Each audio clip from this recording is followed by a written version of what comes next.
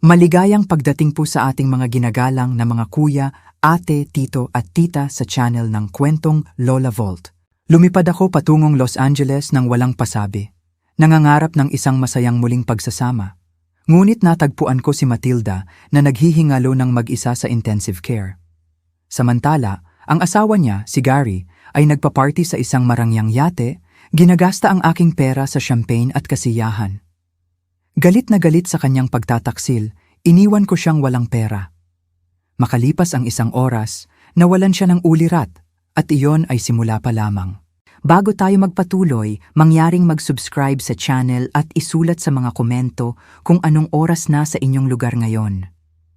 Inilabas ko ang aking telepono habang nagsisimula ang pagbaba ng eroplano patungong LAX. Bahagyang nanginginig ang mga daliri habang tinatype. Lalapag sa loob ng 20 minuto. Ito ang magiging pinakamagandang sorpresa sa kanyang buhay. Ang send button ay parang isang pangako na malapit ko nang tuparin. 3 taon, napakatagal. Ang litrato sa aking pitaka ay lumambot na ang mga gilid mula sa kakapkap. Si Matilda tumatawa sa kanyang kusina. May alikabok ng harina sa kanyang maitim na buhok. Si Emma, ngiting-ngiti sa tabi niya na wala pang ngipin sa harap. Si Munting Jack, hawak ang kanyang gawa sa krayon. Tiningnan ko ito araw-araw mula nang mamatay si Martha, ngunit ngayon ay iba ang pakiramdam. Ngayon, sa wakas ay may ginagawa na ako tungkol sa kirot sa aking dibdib. Mga kaibigan, nagsisimula na tayo sa ating huling paglapag sa Los Angeles International Airport. Mahigpit na kumapit ang aking mga kamay sa armrests habang dumadaloy ang pamilyar na pananabik sa akin. Ang huling beses na nagsorpresa ako ay noong ika-50 kaarawan ni Martha.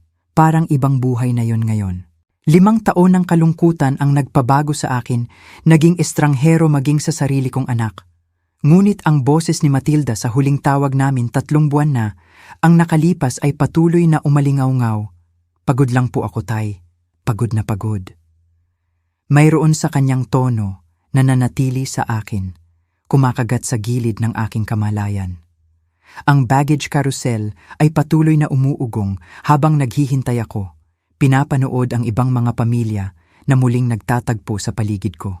Isang batang ina ang niyakap ng mahigpit ang kanyang paslit. Isang matandang mag-asawa ang yumakap sa kanilang anak. Malapit na ring mangyari iyon sa amin ni Matilda. Maliban lang na hindi niya alam na darating ako. Studio City po, sabi ko habang sumasakay sa Uber. Ipinakita sa driver ang address sa aking telepono. Pupuntahan ko ang anak ko. Hindi niya alam na darating ako. Ang mga sorpresang pagbisita ang pinakamaganda, sagot niya sa Ingles na may kakaibang punto habang pumapasok sa trapiko ng LAX. Ang pamilya ko sa Guatemala, gustong-gusto nila kapag bigla akong sumusulpot. Ang freeway ay walang katapusang nakalatag sa harap. Ang mga puno ng palma ay yumayagya sa simoy ng hangin ng hapon ng Abril. Ang LA ay eksaktong-eksakto sa naalala ko mula sa huling pagbisita ko. Malawak, babad sa araw, walang katulad ng maliit na bayan sa Texas kung saan ko pinalaki si Matilda. Lagi siyang naaakit sa mas malalaking bagay, mas maliwanag na ilaw. Dati sinasabi ni Martha na nakuha ng aming anak ang kanyang diwa ng pakikipagsapalaran mula sa akin noong naniniwala pa ako sa pagkuha ng mga panganib. Sinubukan kong tawagan si Matilda 2 beses habang nagmamaneho, nakahinto ang daliri sa kanyang contact. Pagkatapos ay ibinaba ang telepono bago pa ito mag-ring. Hindi, mas magandang sorpresahin siya ng personal. Ang ngiti sa kanyang mukha ay sulit sa 4 na oras na paglipad at sa aking masakit na likod. Ito na ba ang lugar?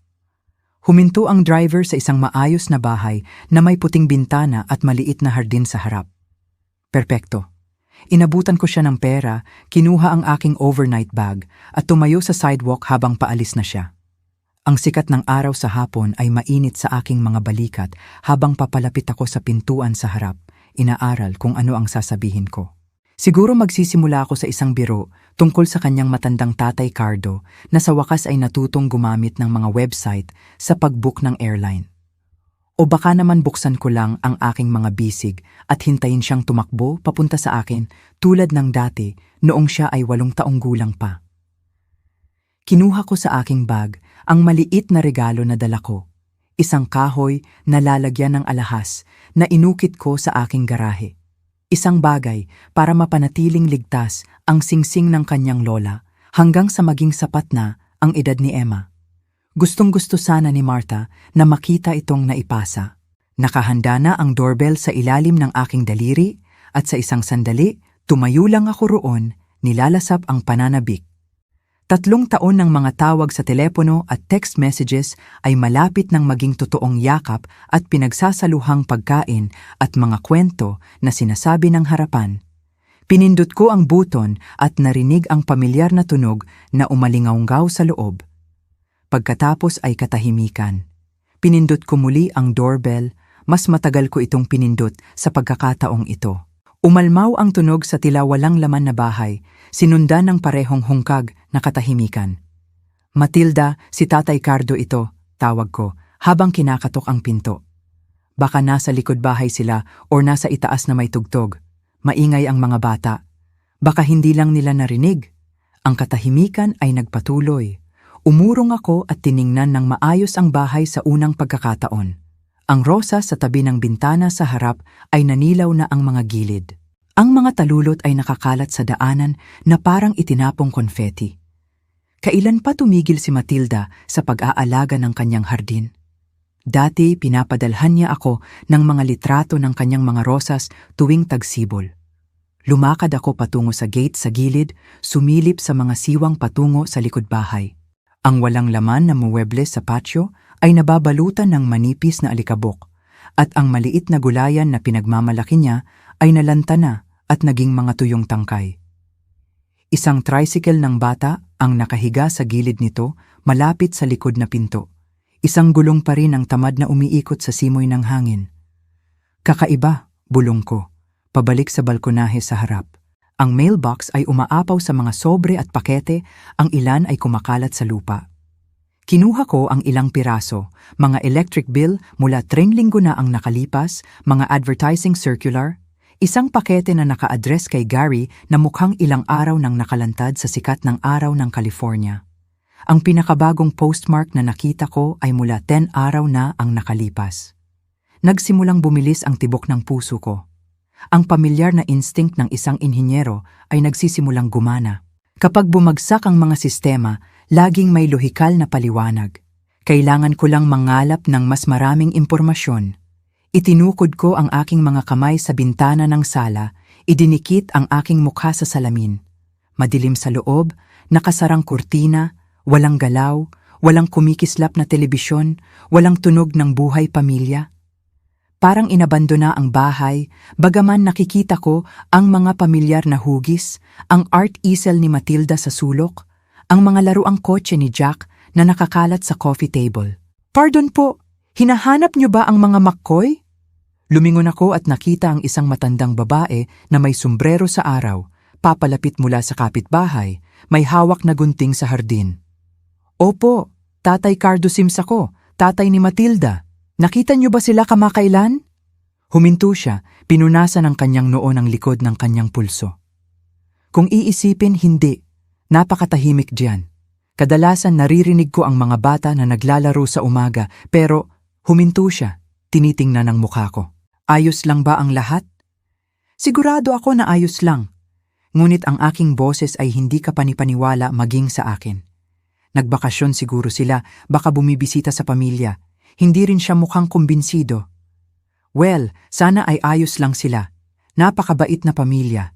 Habang bumalik siya sa kanyang paghahardin, mabigat akong nauupo sa harap ng hagdan ni Matilda. Ang kahoy na lalagyan ng alahas ay hawak pa rin sa aking mga kamay. Hindi nagtutugma ang mga piraso. Sasabihin sana ni Matilda ang tungkol sa bakasyon sa huling tawag namin.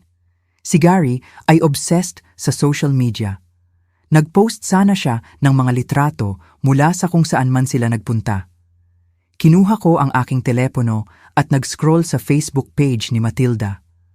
Ang huling post ay 6 na linggo na ang nakalipas. Isang litrato ng school art project ni Emma. Bago yon, halos 2 buwan nang walang balita. Ang aking anak na babae na dating nagdodokumento ng bawat hapunan ng pamilya at weekend adventure ay lubusang nanahimik. Habaan ang mga anino ng hapon habang nakaupo ako roon, nakatingin sa tahimik na bahay. Isang jogger ang tumakbo, may earbuds, lubusang abala sa kanyang sariling mundo. Sa isang lugar sa kalsada, umandar ang isang lawnmower.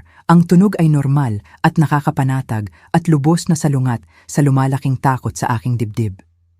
Tiningnan ko sa ilalim ng welcome mat, pagkatapos ay kinapkap ang gilid ng paso sa tabi ng pinto.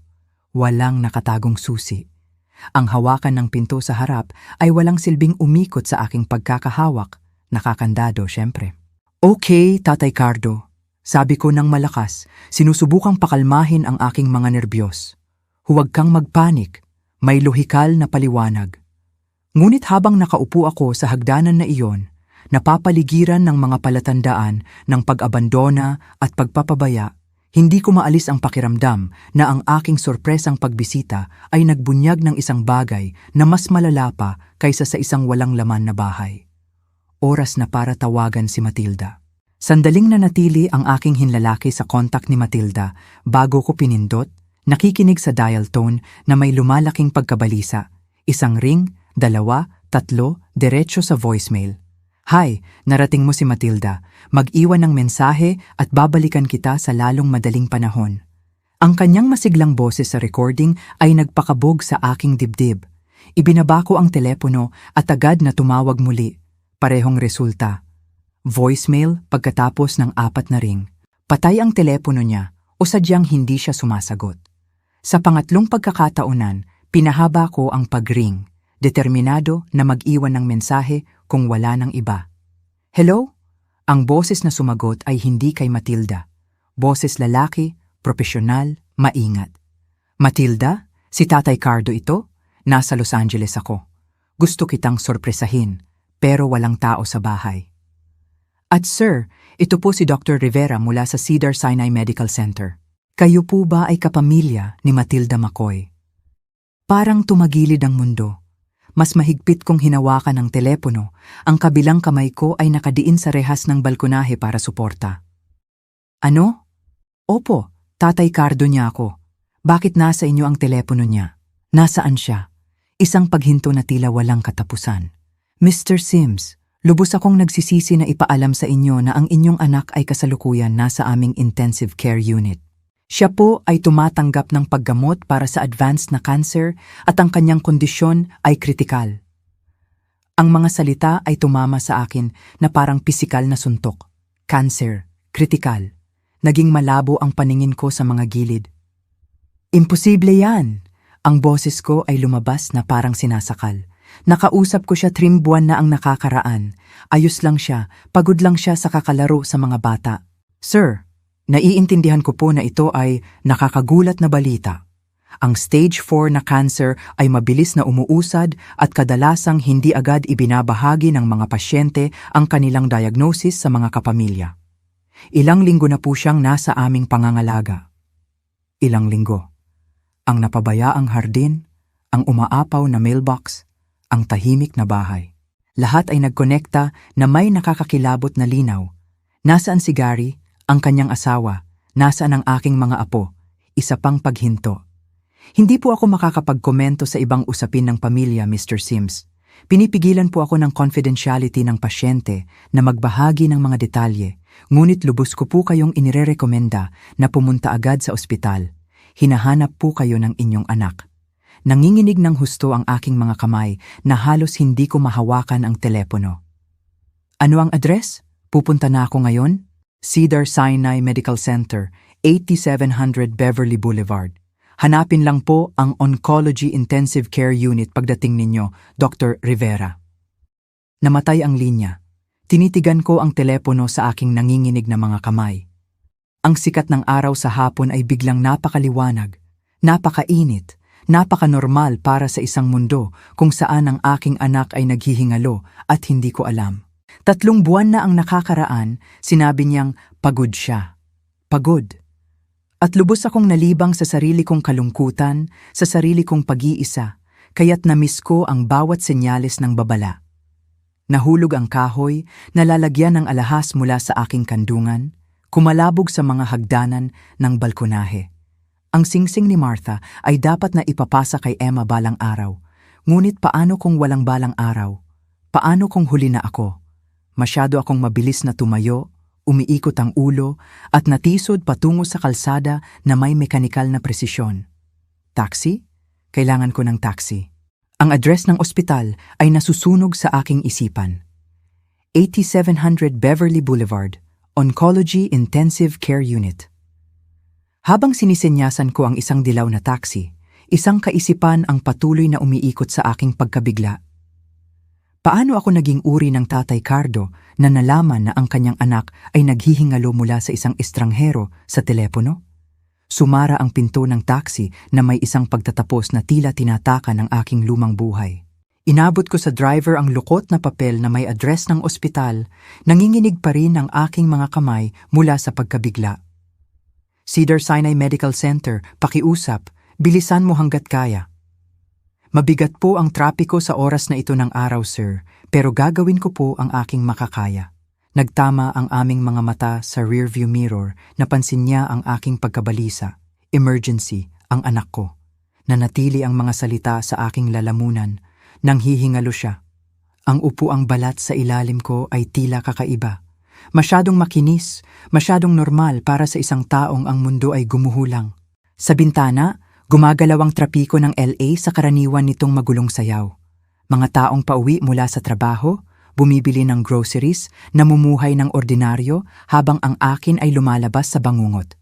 Cancer, stage 4, critical. Inilabas ko muli ang kupas na litrato, pinag-aaralan ng tumatawang mukha ni Matilda.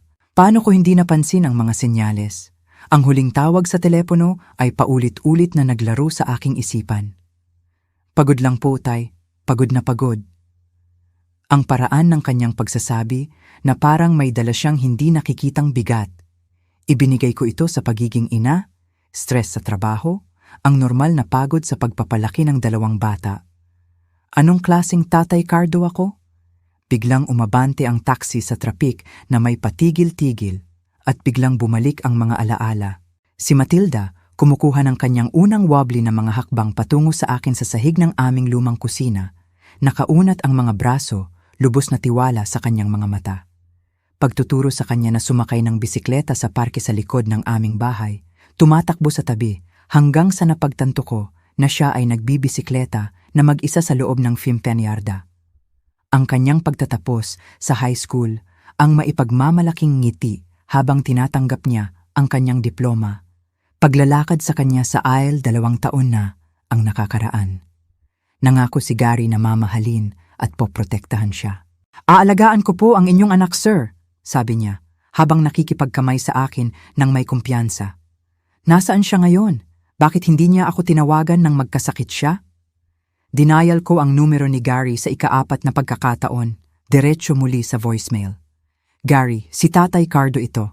Nasa LA ako. Nasa ospital si Matilda at kailangan mo akong tawagan agad." Ang mensahe ay tila kulang, masyadong magalang para sa galit na namumuo sa aking dibdib. Ang aking anak ay lumalaban para sa kanyang buhay at ang kanyang asawa ay hindi mahagilap. "Bilisan pa, pakiusap," sabi ko sa driver. 38 lang siya, may 2 maliliit na anak. "Napakabata," bulong niya habang bumibilis sa isang dilaw na ilaw. "May anak din ako, parehong edad, nakakadurog ng puso ito." Sa bintana, ang mga puno ng palma ay yumayagya sa kalangitan ng hapon, walang pakialam sa pagdurusa ng tao. Dati sinasabi ni Martha, "Mukhang paraiso ang LA, ngunit malungkot." Tama siya tungkol doon, tulad ng tama siya sa napakaraming bagay. Kung buhay pa si Martha, alam niya sana ang tungkol sa sakit ni Matilda. May ganoong intuition ng mga ina, ang hindi nakikitang koneksyon. Naramdaman niya sana na may mali sa mga tawag na yon sa telepono, pinilit sana niya ang mga detalye, baka lumipad pa nga siya rito mismo. Ngunit wala na si Martha at ginugol ko ang 5 taon sa pagkalunod sa sarili kong kalungkutan sa halip na maging Tatay Cardo na kailangan ng aking anak. Tinitiklop at muling tinitiklop ko ang address ng ospital, ginagawa itong maliit na parisukat. Ang papel ay tila matibay, Totoo, ang tanging solidong bagay sa isang araw na naging surreal. Kaninang umaga, isa akong retiradong inhinyero na nagpaplano ng sorpresang pagbisita. Ngayon ay nagmamadali ako sa trapiko ng LA upang makita ang aking nanghihingalong anak. Huminto ang taxi sa pasukan ng ospital habang nagsisimula ng pinturahan ng gabi ang kalangitan ng kulay lila. Modernong salamin at bakalang nakatayo sa harap ko, nakakapanindig at klinikal. Sa pamamagitan ng mga bintana, nakita ko ang mga taong gumagalaw nang may layunin sa maliwanag na koridor. Mga doktor, nurse, mga pamilyang humaharap sa sarili nilang krisis. "Nandito na po tayo, sir," malumanay ang boses ng driver. "Good luck po sa inyong anak." Inabutan ko siya ng pera na nanginginig ang mga kamay, kinuha ang aking overnight bag, at tumayo sa sidewalk habang paalis na siya. Ang mga automatikong pinto ay tahimik na bumukas, nagbubunyag ng isang modernong lobby na pinalamutian ng mga makukulay na art installations na tila nakakainsultong masigla. Lumapit ako sa information desk kung saan ang isang babae na may mabait na mukha ay tumingin ng may pag-asa. "Oncology Intensive Care Unit," nasabi ko. "Ang anak ko, si Matilda McCoy. ID po at kailangan ko po kayong mag-sign in." Inabutan niya ako ng visitor badge at clipboard. "Sumakay po kayo sa elevator patungong ikapitong palapag." Nanginginig ang aking mga kamay habang isinusulat ko ang aking pangalan. Ang pagsakay sa elevator ay tila walang katapusan. Bawat numero ng palapag ay umiilaw na parang countdown sa pagkawasak. Nang bumukas ang mga pinto, agad akong tinamaan ng amoy ng antiseptic. Ang natatanging pinaghalong mga panlinis sa ospital at pagdurusa ng tao. Naghihintay si Dr. Rivera sa nurses station, isang maliit na lalaki na may mabait na mga mata sa likod ng salamin na may metal na gilid. Inabot niya ang kanyang kamay nang lumapit ako. "Mr. Sims, natutuwa akong nakarating po kayo ng ligtas. Kumusta siya?" Ang tanong ay lumabas na parang kabayo. "Stable sa ngayon. Hindi naging kasing epektibo ang chemotherapy tulad ng inaasahan namin, ngunit tumutugon siya sa kasalukuyang protocol ng paggamot." Suminyas siya sa pasilyo. "Hinahanap niya ang pamilya, masaya siya na narito kayo." Naglakad kami sa mga silid na puno ng mahihinang tunog ng mga makina at mahihinang usapan. Sa isang pinto, nakita ko ang isang matandang lalaki na hawak ang kamay ng kanyang asawa. Sa isa pa, isang batang ina na nagbabasa sa isang bata na kalbo ang ulo. "Room 712, sabi ni Dr. Rivera ng mahina. "Dapat ko kayong bigyan ng babala. Malaki ang naging epekto ng sakit sa kanyang katawan. Ngunit sa pag-iisip at damdamin, siya pa rin ang dating siya. Walang makakapaghanda sa akin." Nakahiga si Matilda na nakasandal sa kama ng ospital, konektado sa mga monitor na sumusubaybay sa kanyang tibok ng puso sa matatag na berdeng linya. Ang mga tubo ng IV ay nakasabit mula sa kanyang mga braso patungo sa mga bag ng malinaw na likido na nakabitin sa mga metal na poste. Napakaliit niya, napakarupok, isang anino ng masiglang babae na sumayaw sa kanyang kasal. Ngunit nang makita niya ako, ang kanyang mukha ay nagbago na may pinakamagandang ngiti. "Tatay Cardo." Ang salita ay lumabas bilang isang bulong, ngunit tumama ito sa akin na parang tren ng kargamento. Nilampasan ko ang silid sa 3 hakbang at maingat siyang niyakap. Takot na baka masira ko siya. Napakagaan niya. Parang ibon, puro matutulis na anggulo kung saan dati ay malambot na kurba. "Oh, mahal." Ang mga luha na pinipigilan ko mula pa noong tawag sa telepono ay sa wakas ay umagos. "Nandito ako. Hindi ako aalis." "Ayokong mag-alala ka," bulong niya sa aking balikat. "Nagluluksa ka pa po kay nanay at akala ko ay kaya kong harapin ito mag-isa." Umurong ako para tingnan ang kanyang mukha. Hinahaplos ang manipis na kumot ng ospital sa kanyang mga balikat, sa parehong paraan na dati kinukumutan ko siya kapag may halimaw sa ilalim ng kanyang kama. "Bakit hindi mo sinabi sa akin? Maaari sana nating labanan ito ng magkasama." Napuno ng luha ang kanyang mga mata. Sinabi ng doktor, 6 na buwan, siguro 8, na may paggamot. Patuloy akong umaasa, nagagaling ako, natatawagan kita kapag ako ay nasa remission na, kapag mayroon akong magandang balita na ibabahagi. O at buwan, baka mas kaunti na ngayon.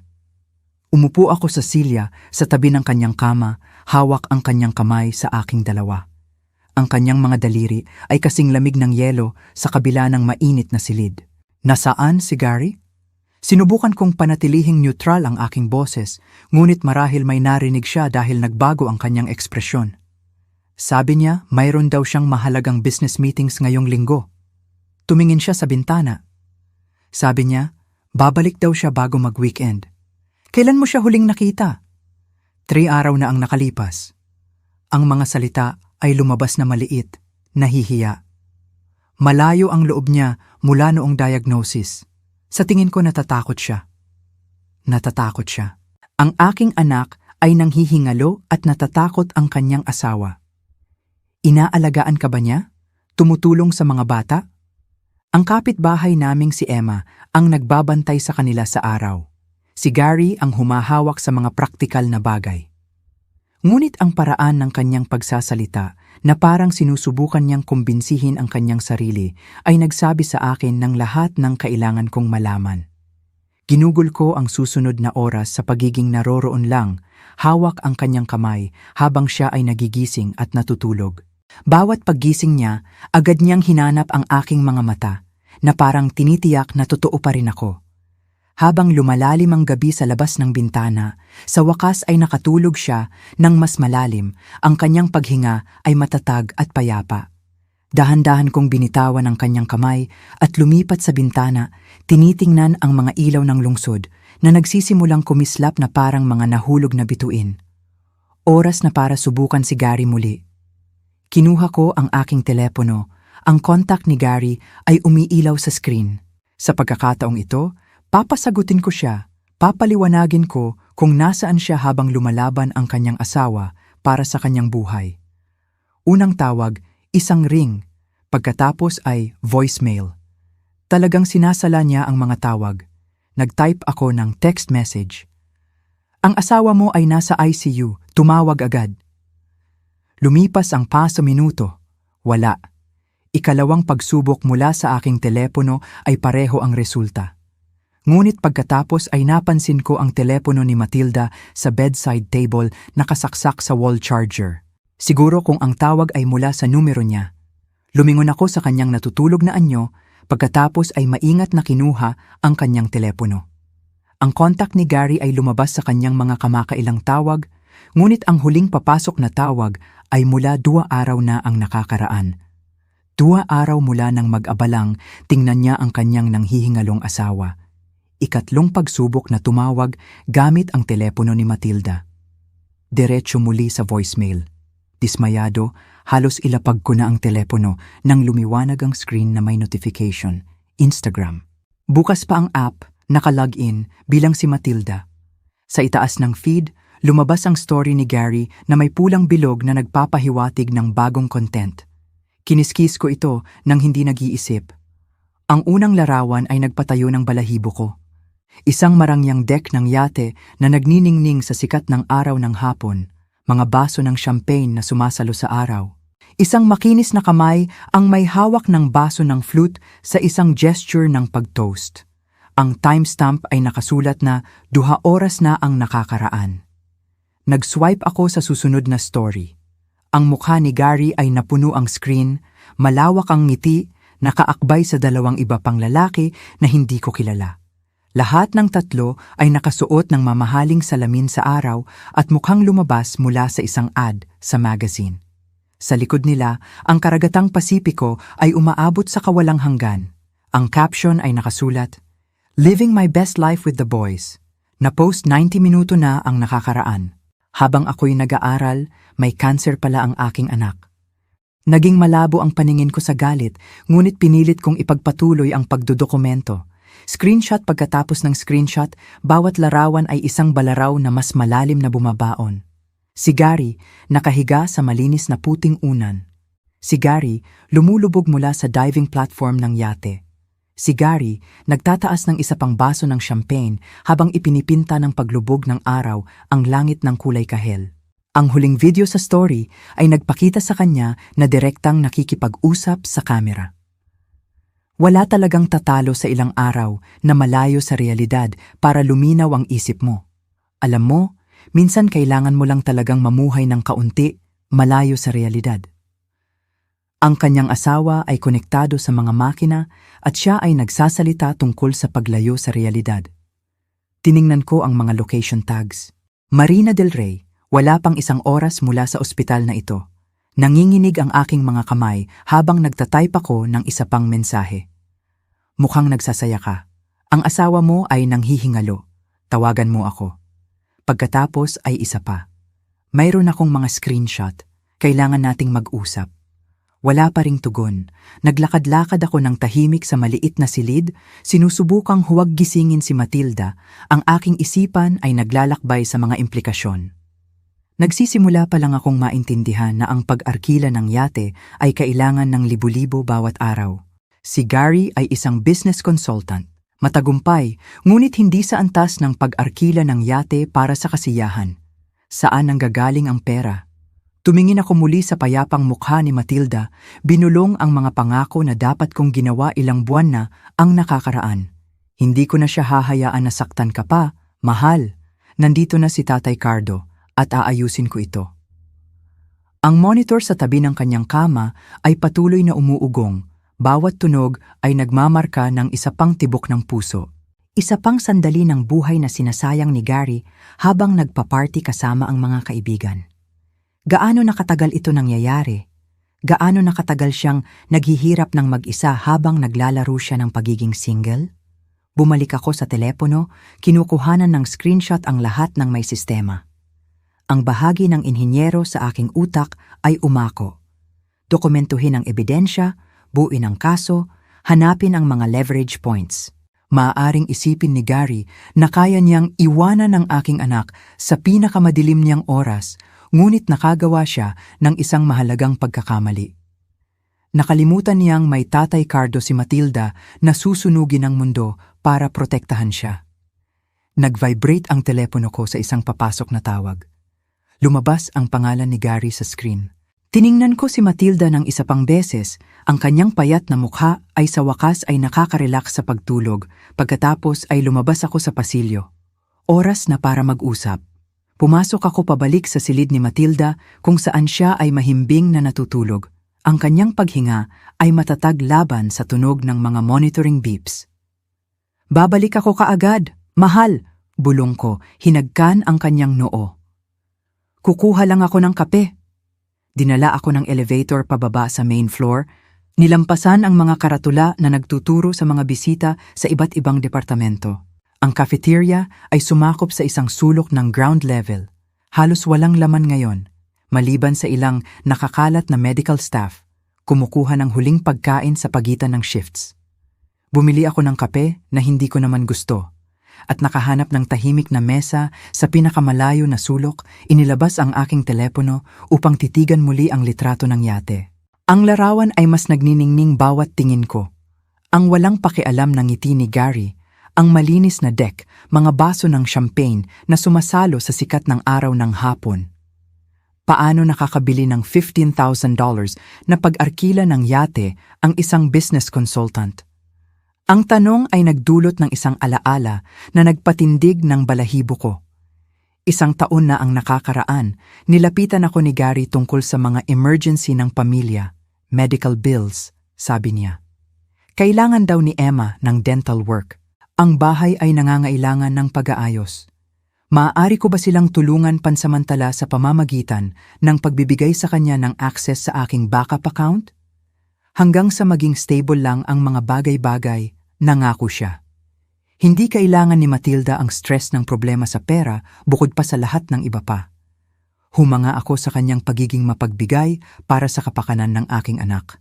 Napakabait na asawa, naisip ko. Pinoprotektahan ng kanyang asawa mula sa mga problema sa pera. Nanginginig ang aking mga kamay habang binuksan ko ang aking banking app, nagnanavigate sa shared account na inilagay ko para sa emergency access ni Gary. Dahan-dahang nag-load ang transaction history Bawat entry ay lumalabas na parang ebidensya sa isang paglilitis sa pagpatay. Marina del Rey, yacht charters, $15,000 na post kahapon. Now Malibu, 850, 3 araw na ang nakalipas. Beverly Hills Mercedes Service, $2,400 noong nakaraang linggo.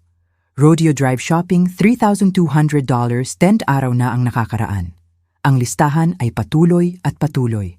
Isang buwan na mahabang pattern ng paggastos sa luho habang ang aking anak ay nanghihina sa kama ng ospital. Bawat dolyar na sinayang niya sa champagne at yacht parties ay nagmula sa aking account. Bawat biniling designer item, bawat mamahaling hapunan, bawat sandali ng kanyang kalayaan ay pinunduhan ng Tatay Cardo ng asawang kanyang iniwan. Kinunan ko ng screenshot ang bawat transaksyon. Ang isip ng aking inhinyero ay sistematikong nagtatayo ng kaso. Sinabi ng mga petsa ang kwento. Habang lumalala ang kondisyon ni Matilda, lumalaki ang gastos ni Gary. Habang tinatanggap niya ang kanyang unang rounds ng chemotherapy, siya ay namimili sa Rodeo Drive. Habang nalalagas ang kanyang buhok dahil sa paggamot, siya ay kumakain sa mga 5-star restaurant. Ang anak na mapanira. Pinigilan ko ang sarili ko bago pa tuluyang kainin ng galit ang aking pag-iisip. Kapaki-pakinabang ang galit, ngunit mas makakatulong kay Matilda ang malamig na kalkulasyon. Kinuha ko ang isang maliit na notebook at nagsimulang isulat ang mahahalagang impormasyon, numero ng account, transaction IDs, isang sistematikong diskarte sa pagputol ng financial lifeline ni Gary. Nakagawa siya ng isang mahalagang pagkakamali. Ginamit niya ang aking pera upang punduhan ang kanyang pagtataksil.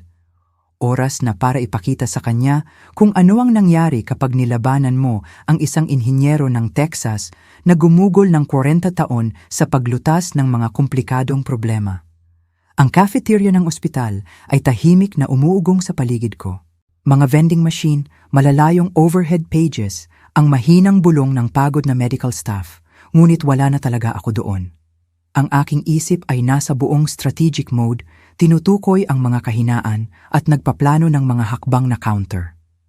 Inakala ni Gary na maaari siyang mag-party sa sakit na terminal ng kanyang asawa gamit ang aking pera. Malapit na niyang matutunan na bawat aksyon ay may kahihinatnan, at ang ilang kahihinatnan ay dumarating ng may mathematical na presisyon. Tinapos ko ang aking malamig na kape at tumayo. Isinilid sa bulsa ang notebook na may impormasyon sa bangko. Unang hakbang, agarang financial amputation, putulin ang kanyang access ng lubusan bago pa niya magasta ang isa pang sentimo ng aking pera. Ang ikalawang hakbang ay magiging mas personal. Nakahanap ako ng tahimik na sulok malapit sa kapilya ng ospital, umupo sa isang kahoy na silya na nakalatag ang aking telepono at notebook sa harap ko.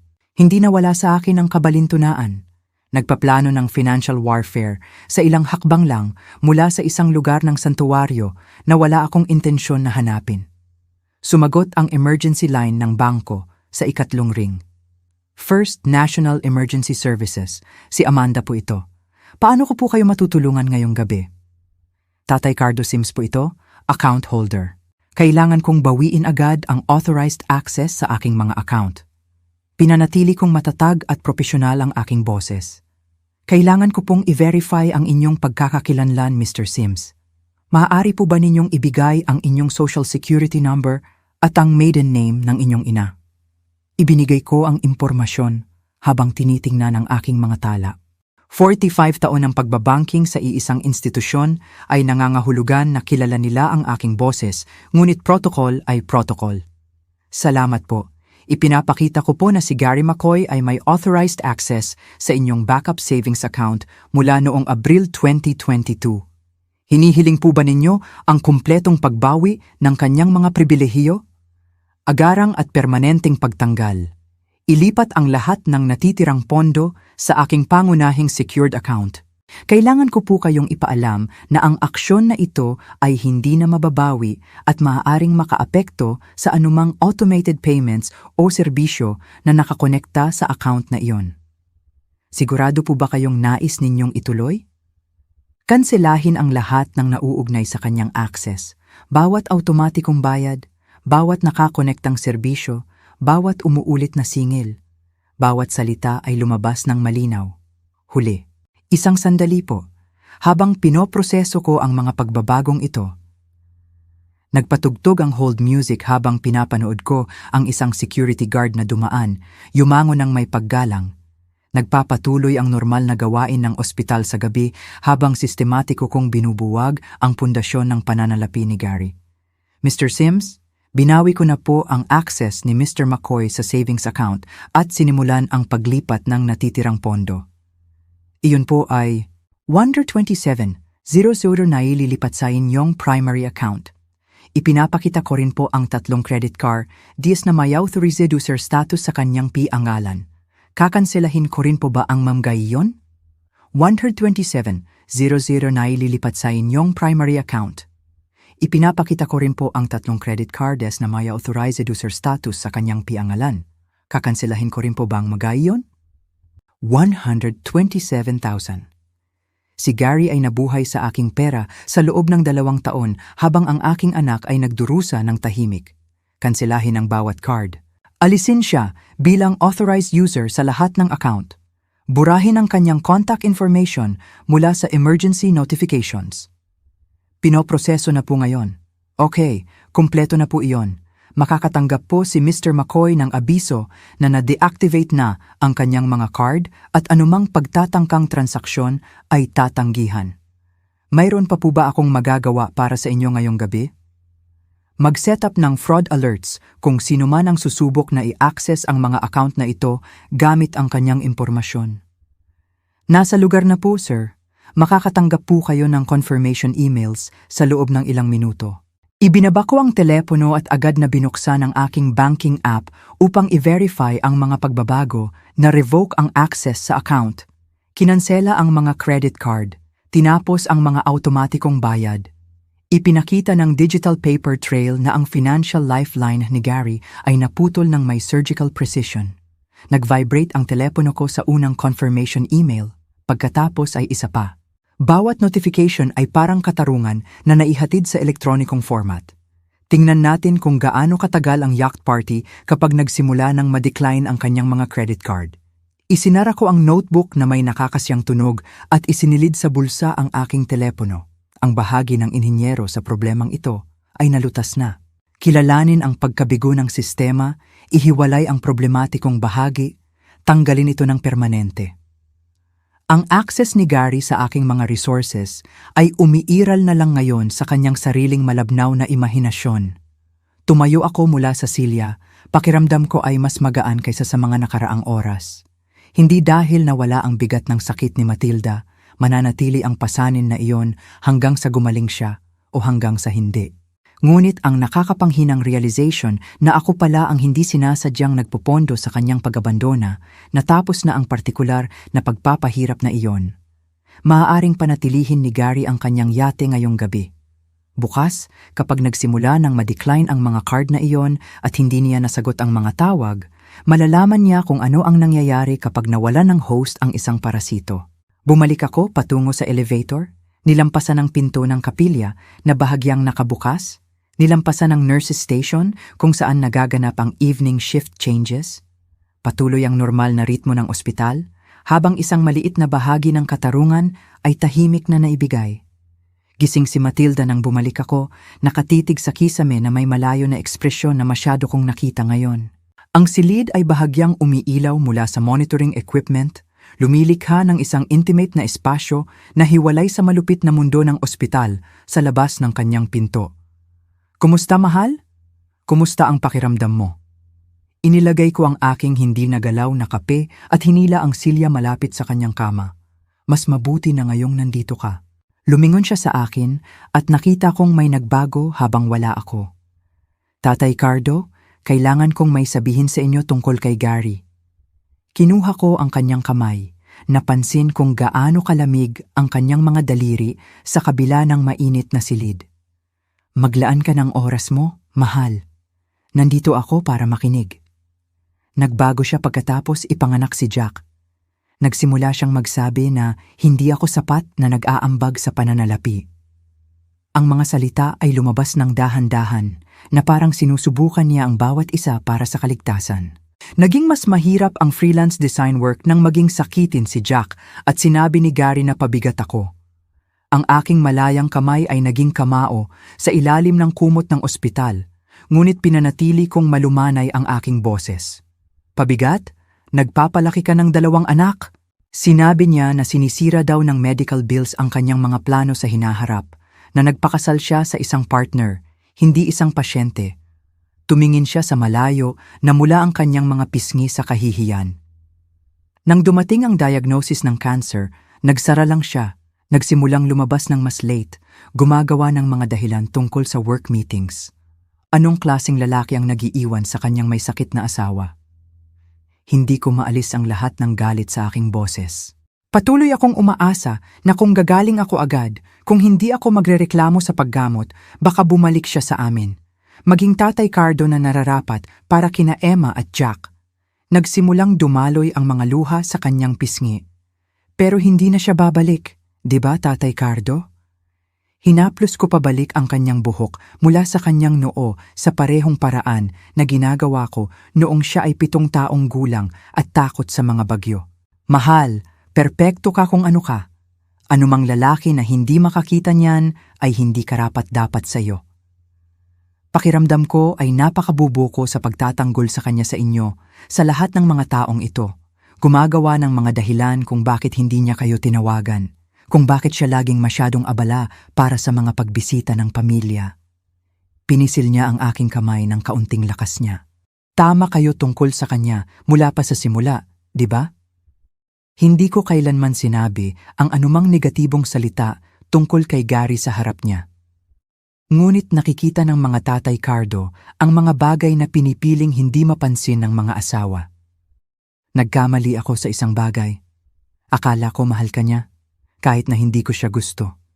Hindi ko kailanman naisip na iiwan ka niya para labanan ito, ng mag-isa.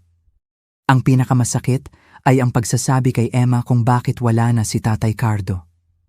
Patuloy siyang nagtatanong kung kailan siya uuwi. Tuluyang bumigay ang boses ni Matilda. Paano mo ipapaliwanag sa isang 6 na taong gulang na mas pinili ng kanyang ama ang kanyang kaginhawaan kaysa sa buhay ng kanyang ina? Tahimik na pumasok ang isang nurse upang tingnan ang vitals, binigyan kami ng sandaling paghinto. Nang umalis siya, lumapit ako kay Matilda. Hindi mo na kailangang mag-alala pa tungkol doon. Mag-focus ka sa paggaling. Ako na ang bahala sa lahat ng iba pa. Tatay Cardo, hindi ko po kayo pwedeng pakiusapan. Hindi ka humihingi. Sinasabi ko sa iyo, ang tanging trabaho mo ay gumaling. Iwanan mo si Gary. Iwanan mo ang pananalapi. Iwanan mo ang lahat sa akin. Hinalikan ko ang kanyang noo. Hindi mo na kailangang harapin ang kanyang pagiging makasarili kailanman. Muling dinaig siya ng pagod. Ang emosyonal na paglabas ay nagpaubos sa kaunting lakas na mayroon siya.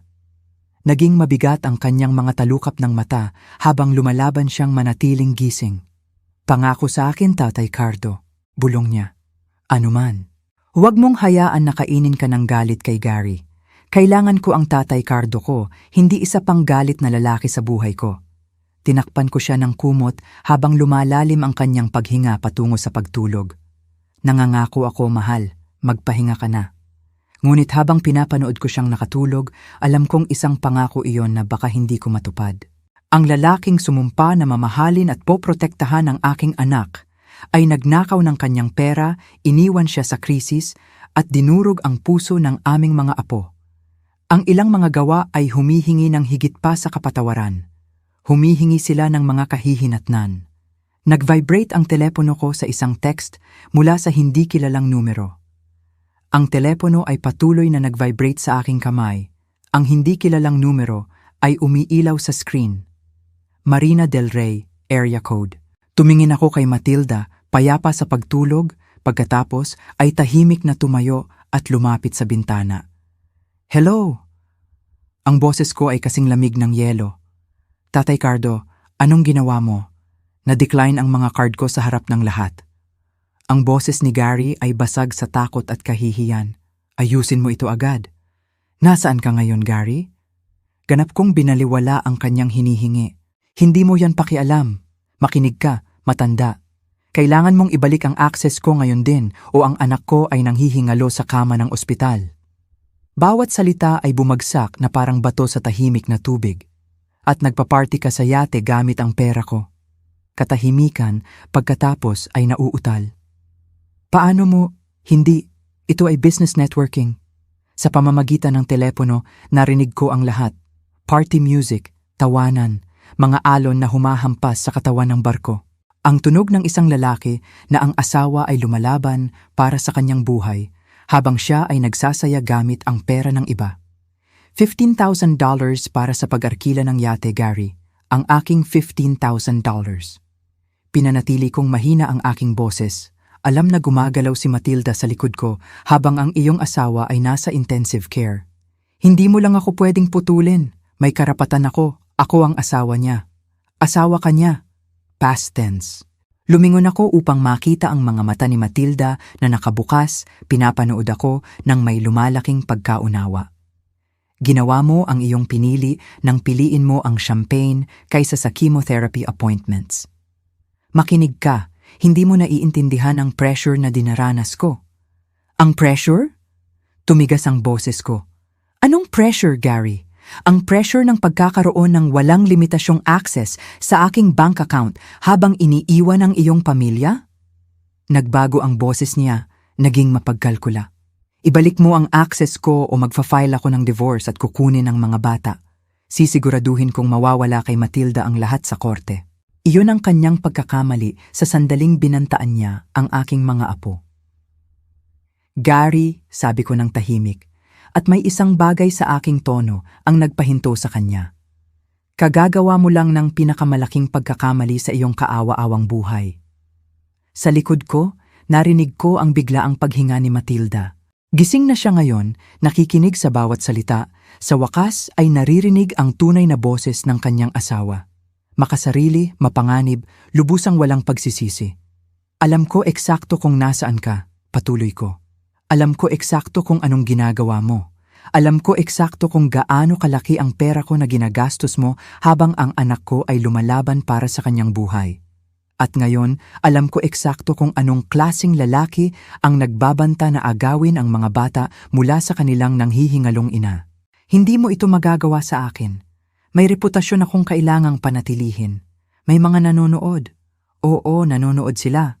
Pinapanood ka nilang ma-decline ang iyong mga credit card dahil ikaw ay isang parasito na hindi kayang bayaran ang sarili niyang mga bills. Basag ang boses ni Gary. Tatay Cardo, teka. Pag-usapan natin ito ng makatuwiran. Nakagawa ako ng ilang pagkakamali, pero maaayos natin ito. Pupunta ako sa ospital ngayon din. Kaya natin... Tiningnan ko si Matilda.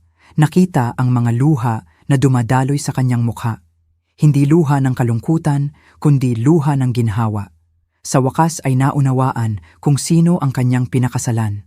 Sa wakas ay nakita ang kanyang tatay Cardo na pinoprotektahan siya sa paraan ng pagprotekta ng isang tunay na lalaki sa kanyang pamilya. Hindi, Gary, sabi ko ng mahina. Hindi natin ito maayos.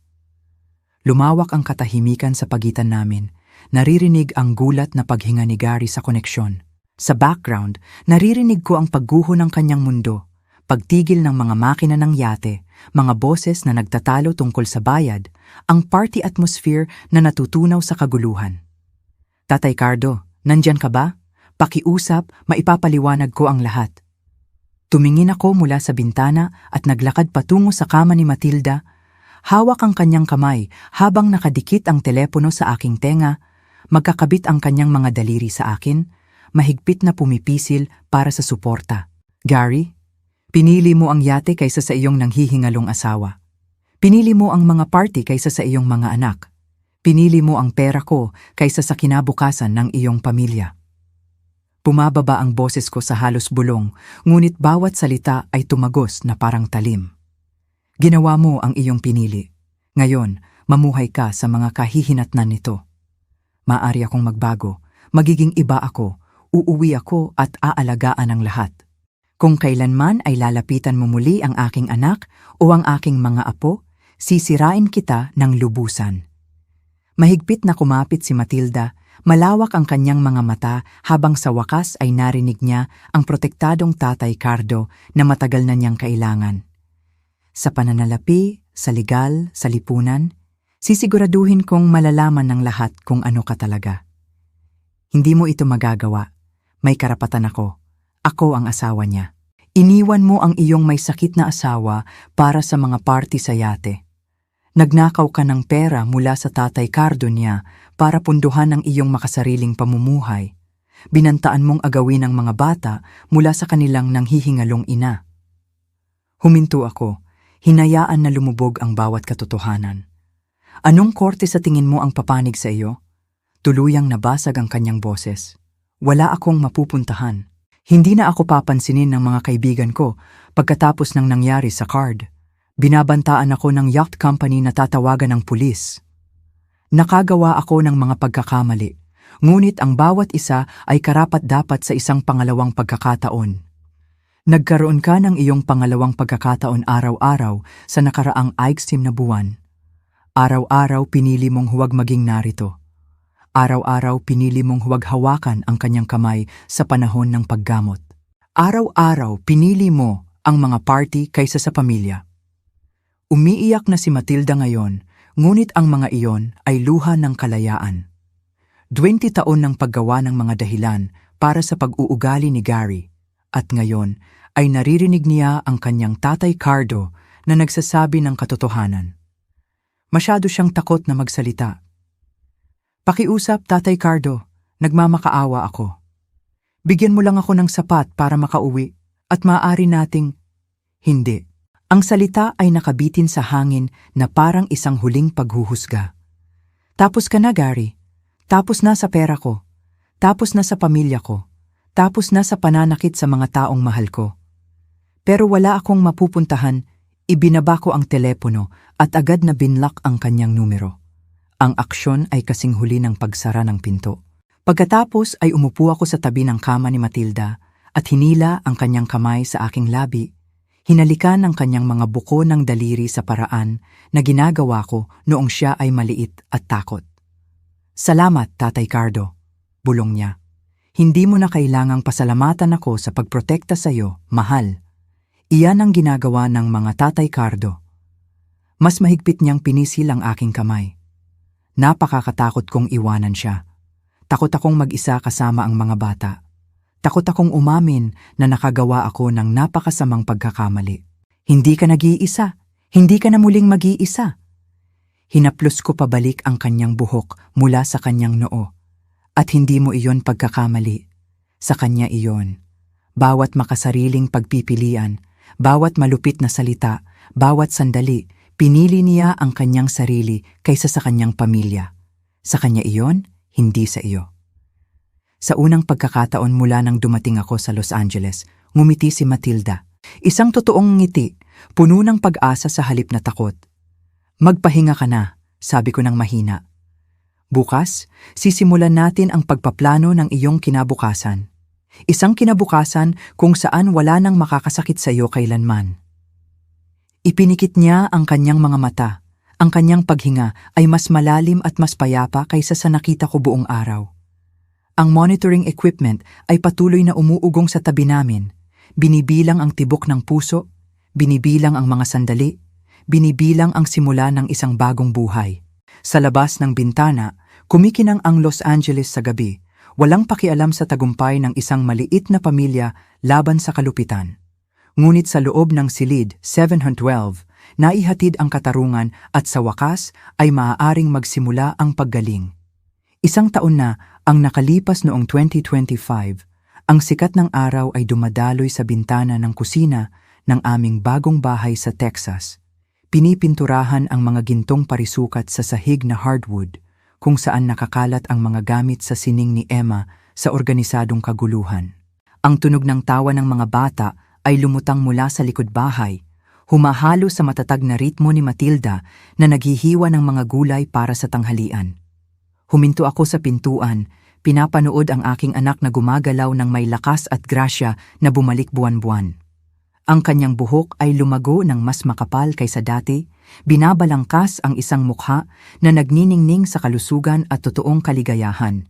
Ang tila kinikilabutang tingin ay nawala, napalitan ng tiwalang babae na pinalaki ko, ang babae na nalibing sa ilalim ng mga taon ng manipulasyon ni Gary.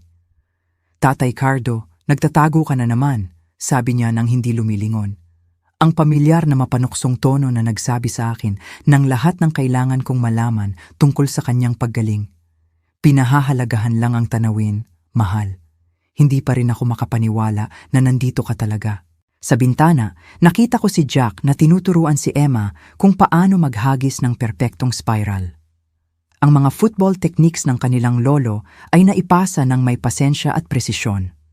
Sa edad na 8 at 6 na ngayon, nakibagay sila sa kanilang bagong buhay nang may katatagan na taglay ng mga bata kapag sila ay sa wakas ay tunay na ligtas. Ang diborsyo ay mabilis at malupit.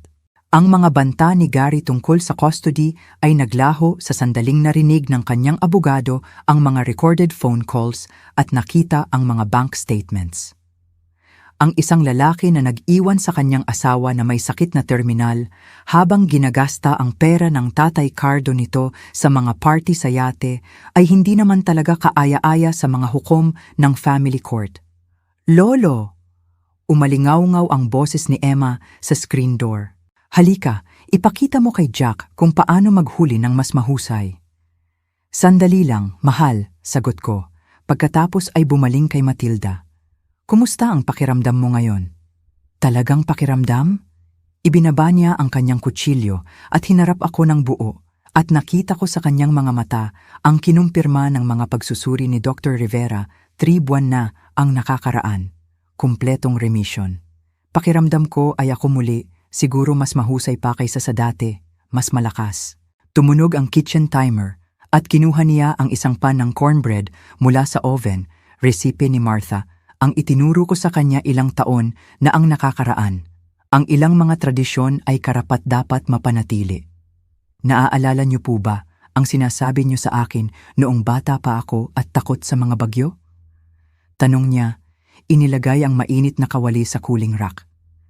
Na lumilipas ang mga bagyo, ngunit ang mga pamilya ay magpakailanman. Tama po kayo.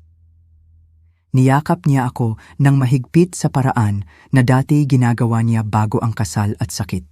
At ang takot ay lumikha ng distansya sa pagitan namin, tungkol sa mga bagyo, tungkol sa pamilya, tungkol kay Gary.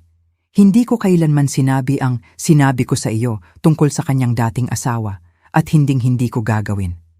Sapat na ang pagdurusa ni Matilda nang hindi na idinaragdag ang kahihiyan sa kanyang mga pasanin. Ang restraining order ay mas malakas pa kaysa sa anumang salita na maaari kong inialok. Tatay Cardo, nakascore si Emma ng touchdown. Biglang pumasok si Jack sa screen door, may mantsa ng damo sa kanyang mga tuhod at purong kagalakan sa kanyang mukha. Sa likod niya, ginawa ni Emma ang isang detalyadong victory dance na magpapatawa sana sa kanyang lola. Ang touchdown celebration ay nangangailangan ng karagdagang cornbread, anunsyo ni Matilda. Hinihiwa ang malalaking parisukat na umuusok sa sikat ng araw ng hapon. Nang maglaon, habang pinipinturahan ng gabi ang kalangitan ng Texas sa mga kulay kahel at rosas, kaming apat ay umupo sa duyan sa harap ng balkonahe na paboritong bahagi ni Martha ng aming lumang bahay, iniligtas at itinayong muli dito kung saan ito nararapat. Si Emma ay nakatulog sa aking balikat habang si Jack ay binubugbog ako ng mga tanong tungkol sa mga bituin na nagsisimulang lumabas sa itaas. Sasabihin niyo po ba sa amin ang kwento kung paano niyo muling niligtas si nanay? Bulong ni Emma na inaantok. Mahal, ang nanay mo ang nagligtas sa kanyang sarili. Tinulungan ko lang siyang alisin ang mga hadlang. Tulad ng masamang lalaki na umalis. Tulad ng masamang lalaki na umalis. Umabot si Matilda at pinisil ang aking kamay, isang kilos na naging aming shorthand para sa pasasalamat at pagmamahal at ang uri ng pagkakaisa na sinisira o ginagawang hindi masisira ng krisis. Pinili namin ang hindi masisira. Ito ang hitsura ng panalo. Naisip ko, pinapanood ang mga talukap ng mata ng aking mga apo na naging mabigat sa payapang gabi. Hindi ang sandali ng tagumpay, bagaman nakakasiya ang pagmamakaawa ni Gary na puno ng luha, kundi ang mga taon ng tahimik na kaligayahan na sumunod. Ang ordinaryong gabi ng Martes kung saan walang lumalaban para sa kanilang buhay, walang nagtataksil kaninuman, at ang tanging drama ay kung tatapusin ni Jack ang kanyang mga gulay. Ang mga bituin ay lumabas ng isa-isa sa itaas. Ang parehong konstelasyon na pinanood namin ni Martha mula sa parehong duyan dekada na ang nakakaraan noong si Matilda ay kasing edad ni Emma ngayon. Ang ilang bagay ay nagbabago. Natatapos ang mga kasal. Dinidismaya ka ng mga tao. Sinusubukan ng sakit ang bawat pagpapalagay tungkol sa pagiging patas. Ngunit ang ilang bagay ay nagtatagal. Ang pagmamahalan sa pagitan ng Tatay Cardo at anak na babae, ang katatagan ng mga bata, ang kasiyahan sa pagprotekta sa pinakamahalaga. Bukas, magtatrabaho si Matilda sa kanyang pinakabagong design project habang ang mga bata ay pumapasok sa kanilang bagong paaralan. Aalagaan ko ang hardin na laging gusto ni Martha at baka simulan ko ang proyektong woodworking para sa dollhouse ni Emma. Normal na buhay, ang uri na karapat-dapat ipaglaban. Ngayong gabi, gayon paman, umupo kami ng magkasama sa ilalim ng malawak na kalangitan ng Texas. 3 henerasyon na pinagbuklod ng pag-ibig at sinubok ng apoy, sa wakas ay ligtas sa kapayapaan na aming kinita. Kung nagustuhan ninyo ang kwentong ito, paki-like po ang video na ito, mag-subscribe sa channel at ibahagi ang inyong mga impression sa kwentong ito sa mga komento. Para makinig sa susunod na kwento, i-click ang kahon sa kaliwa. Maraming salamat sa panonood.